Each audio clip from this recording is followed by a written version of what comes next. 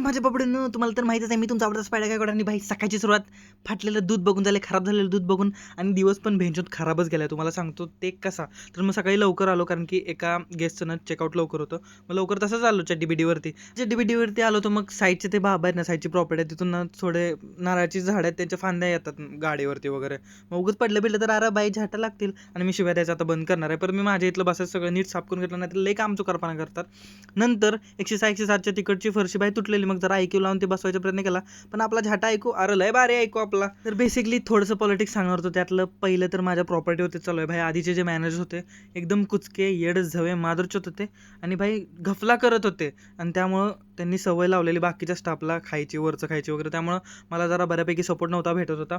पण मी आहे तसंच टिकून राहायचा प्रयत्न करतोय भाई. जसं आहे तसं नेचर आपलं ते कंटिन्यू करतोय. आणि भाई आज ना स्टोअरमधून सगळे जरा सामान वगैरे चेंज केलं.